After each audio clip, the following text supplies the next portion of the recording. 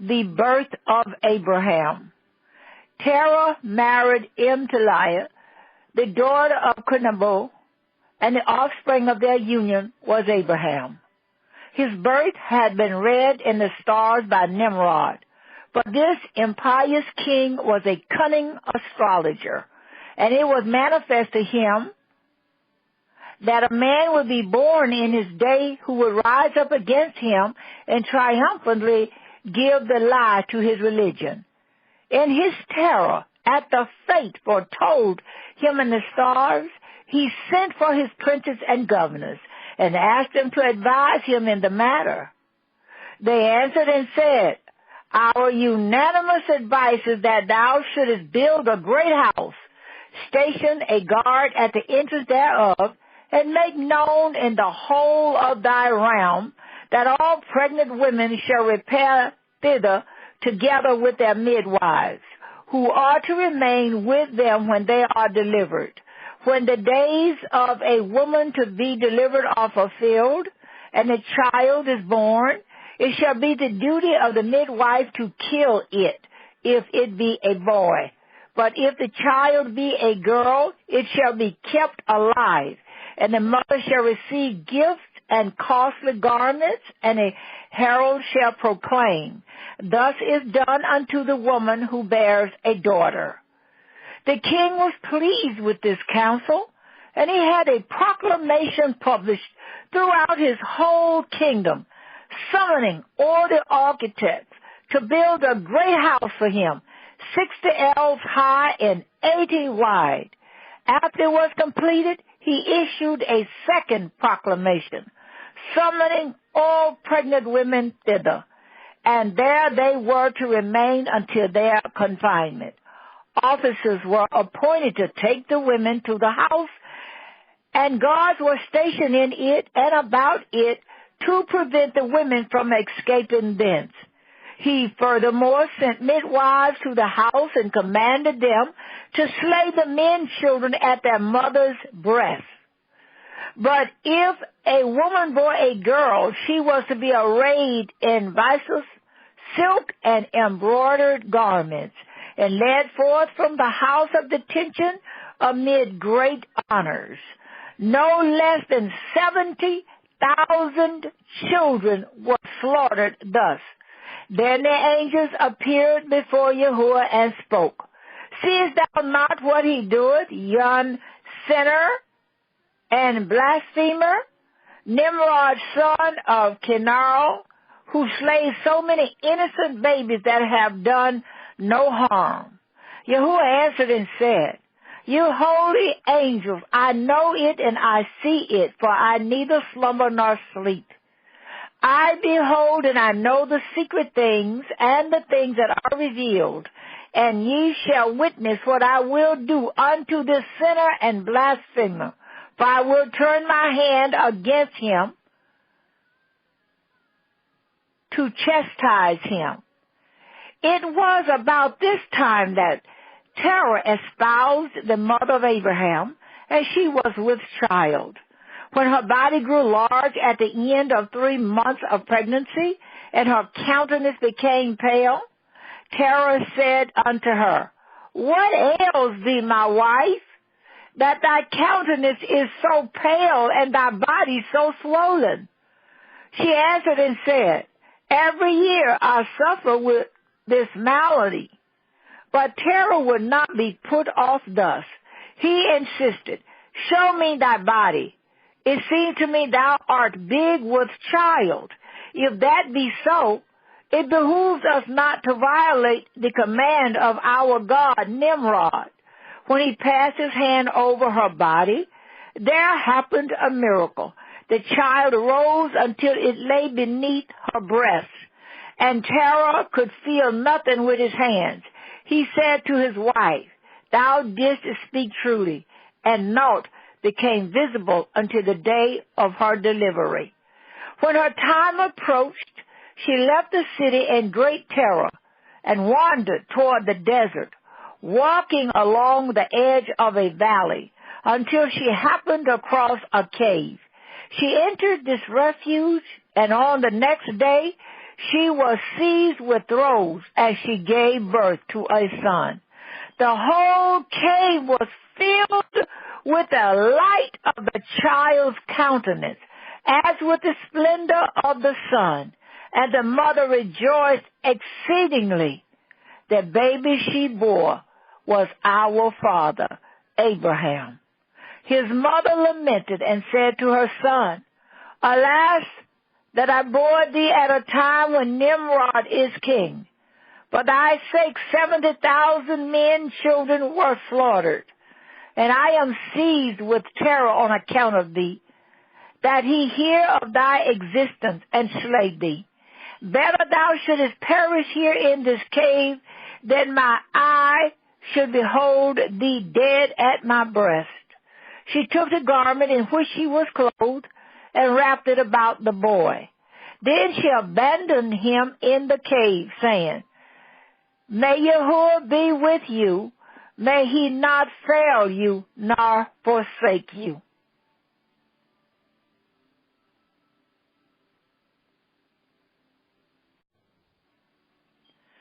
The baby proclaims Yahuwah.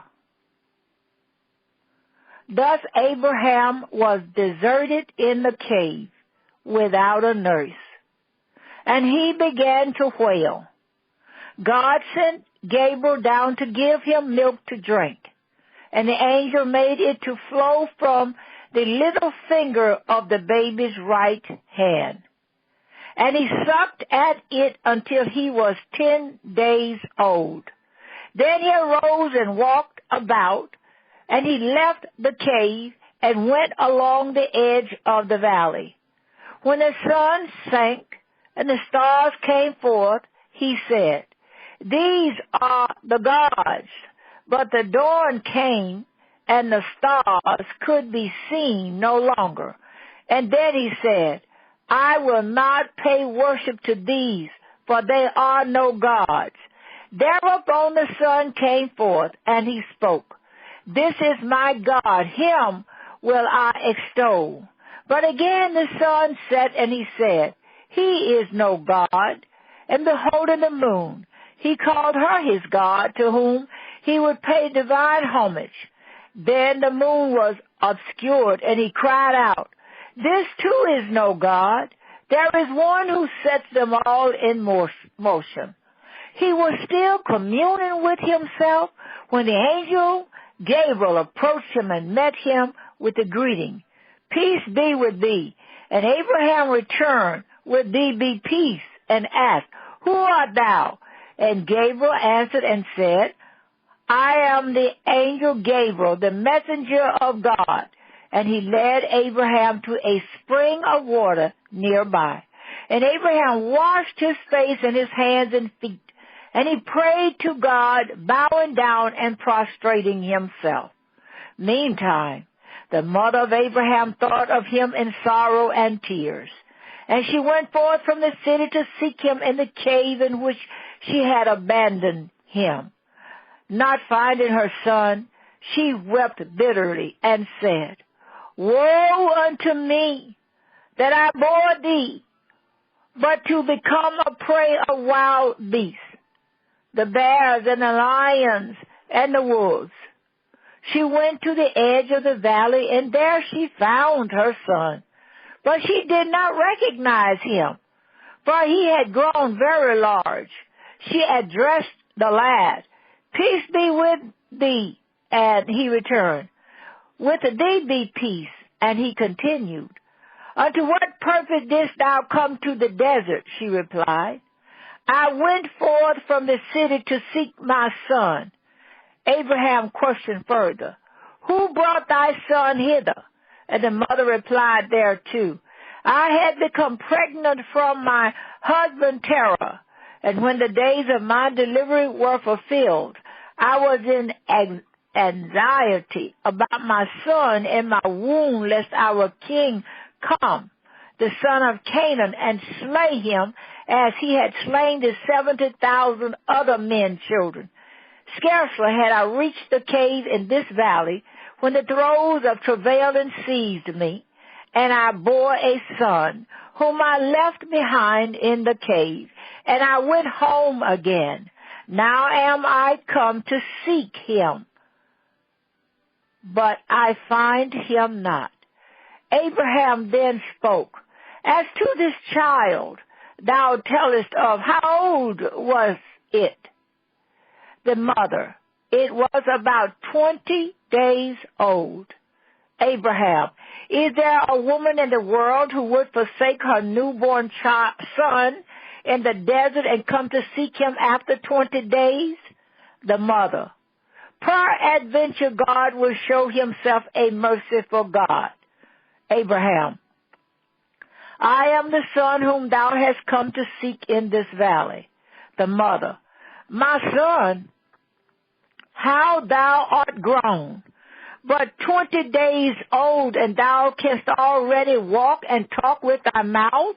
Abraham, So it is, and thus, O my mother, it is made known unto thee that there is in the world a great, terrible, living, and ever-existing God, who doth see, but who cannot be seen.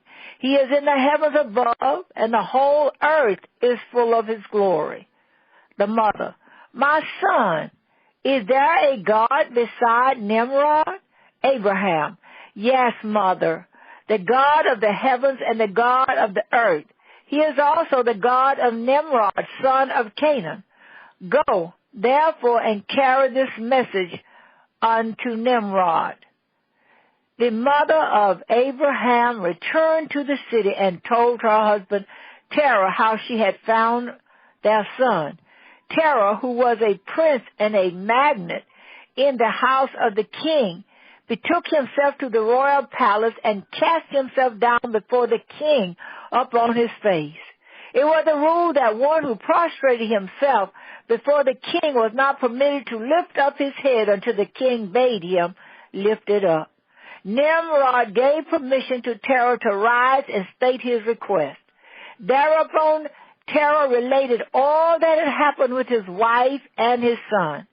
When Nimrod heard his tale, abject fear seized upon him, and he asked his counselors and princes what to do with the lad.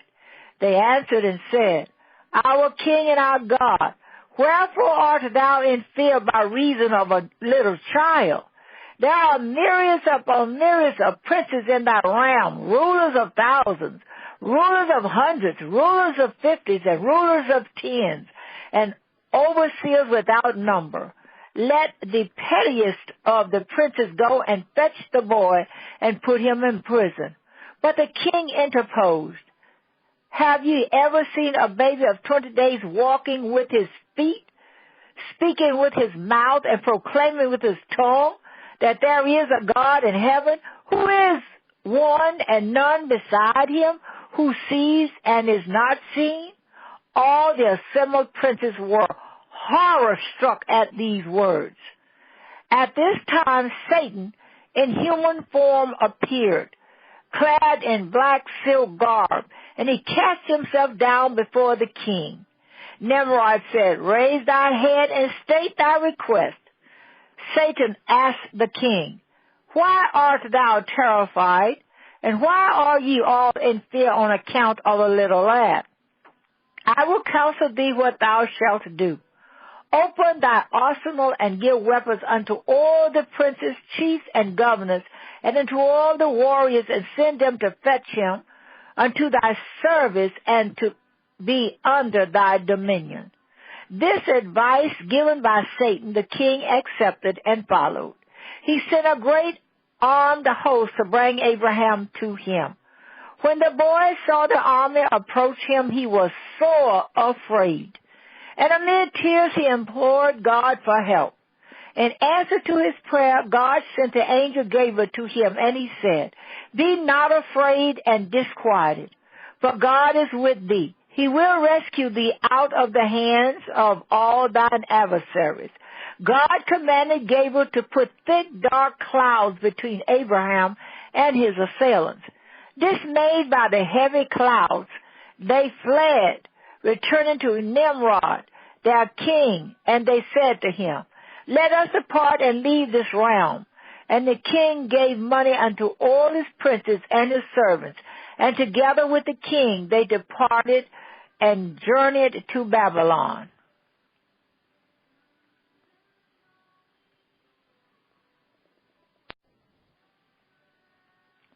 Abraham's first appearance in public. Now Abraham, at the command of YHWH, was ordered by the angel Gabriel to follow Nimrod to Babylon. He objected that he was in no wise equipped to undertake a campaign against the king. But Gabriel calmed him with the words, Thou needest no provision for the way, no horse to ride upon, no warriors to carry on war with Nimrod, no chariots nor riders. Do thou but sit thyself upon my shoulder, and I shall bear thee to Babylon. Abraham did as he was bidden, and in the twinkling of an eye he found himself before the gates of the city of Babylon. At the behest of the angel he entered the city, and he called unto the dwellers therein with a loud voice, The Eternal, He is the one only God, and there is none beside. He is the God of the heavens and the God of the gods, and the God of Nimrod. Acknowledge this as the truth, all ye men, women, and children. Acknowledge also that I am Abraham his servant, the trusted steward of his house. Abraham met his parents in Babylon, and also he saw the angel Gabriel, who bade him proclaim the true faith to his father and his mother. Therefore Abraham spake to them and said, Ye serve a man of your own kind, and you pay worship to an image of Nimrod. Know ye not that it has a mouth, but it speaks not, an eye, but it sees not, an ear, but it hears not, nor does it walk upon its feet, and there is no profit in it, either unto itself or unto others. When Terah heard these words, he persuaded Abraham to follow him into the house, where his son told him all that had happened, how in one day he had completed a 40 days' journey. Terah thereupon went to Nimrod and reported to him that his son Abraham had suddenly appeared in Babylon. The king sent for Abraham, and he came before him with his father. Abraham passed the magnates and the dignitaries until he reached the royal throne, upon which he seized hold, shaking it and crying out with a loud voice, O Nimrod, thou contemptible wretch, that deniest the essence of faith, that deniest the living and immutable God, and Abraham his servant, the trusted steward of his house, acknowledge him and repeat after me the words, The Eternal is YHWH, the only one, and there is none beside. He is incorporeal, living, ever existing. He slumbers not and sleeps not, who has created the world that men might believe in him, and confess also concerning me, and say that I am the servant of YHWH and the trusted steward of his house. While Abraham proclaimed this with a loud voice, the idols fell upon their faces, and with them also King Nimrod. For a space of 2 hours and a half, the king lay lifeless. And when his soul returned upon him, he spoke and said, Is it thy voice, O Abraham, or the voice of thy God? And Abraham answered and said, This voice is the voice of the least of all creatures called into existence by God. Thereupon Nimrod said, Verily, the God of Abraham is a great and powerful God, the King of all kings. And he commanded Terah to take his son and remove him and return again unto his own city. And father and son did as the king had ordered.